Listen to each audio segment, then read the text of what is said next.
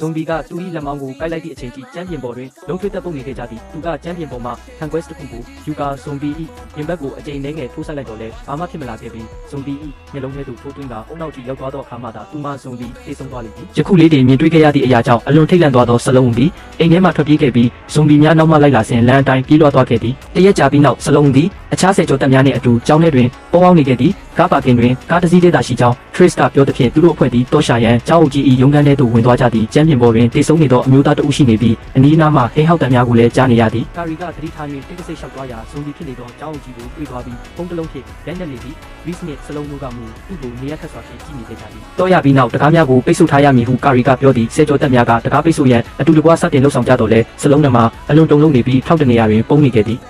သူမကဖုန်းထုတ်ကခေါ်ဆိုရန်ကြိုးစားတော့လဲရစ်ကသူမအခြေအနေကိုလာကြည့်တော့ကြောင့်အနောက်ရှက်ဖြစ်သွားသည်သူမကိုက်ခံရခြင်းရှိမရှိကိုသူကမေးရသူမကမသိကြောင်းဝန်ခံလိုက်သည်ထို့နောက်သူတို့နှစ်ဦးသည်အားကစားခန်းမထဲရှိအခြားသူများနှင့်တွားပူးပေါင်းကြသည်ထိုနေရာတွင်သူတို့သည်သတင်းတစုံတရာရရန်ရေဒီယိုကိုအသုံးပြုနေကြသည်သို့သောအရေးပေါ်အတန်သွင်းထားသည့်သတင်းကိုသာအထက်ထက်အခါခါဖွင့်နေသည်ကိုသာသူတို့တွေ့ရသည့်ထိုသတင်းထဲတွင်အကူအညီများမကြာမီရောက်လာမည်ဖြစ်၍ပြည်သူများကိုမိမိတို့ရှိရာနေရာတွင်သာနေကြရန်ပြောထားသည့်ဖြစ်ပျက်ခဲ့သည့်များကိုစတင်တွေးတောနေသောစလုံးကိုရစ်ကနှစ်သိမ့်ပေးရန်ကြိုးစားသည်စလုံးကိုဇွန်ဘီများရန်မှထွက်ပြေးစဉ်ရွေလျားနေသောကားများကိုရှောင်တိန်ခဲ့ရသည်သူမသည်အိမ်တလုံးထဲသို့ဝင်ရန်ကြိုးစားတော်လဲတောက်ခတ်ထားသဖြင့်ဇွန်ဘီရန်မှလွတ်မြောက်ရန်ချန်စီယိုကိုအချိန်မီခုန်ကျော်သွားခဲ့ရသည်ထို့နောက်သူမဆက်ပြေးလာပြီးလူတစ်ယောက်ချင်းတက်လာသည်ကိုမြင်သောအခါခြုံပုတ်တစ်ခုနောက်တွင်ပုံနေလိုက်သည်တိုးတော်ထိုသူများမှာရစ်နှင့်ကာရီတာဖြစ်နေသည်ဆယ်ကျော်တပ်များအတူတကွလမ်းမကြီးပေါ်သို့ပြန်ရောက်လာသောအခါ Trace ၏မိခင်ကရင်ပြတ်ကျနေသောကားတစ်စီးထဲမှထွက်လာသည်ကိုတွေ့လိုက်ရသည် Trace ကသူမအခြေအနေကိုတွားကြည့်ရန်အပြေးသွားစဉ်အခြားသူများကလည်းသူ၏အမွာညီမ Grace ကိုတွေ့သွားကြသည်ကရင်မှာဒဏ်ရာရနေတော့လဲကလေးများကိုဆက်သွားကြရန်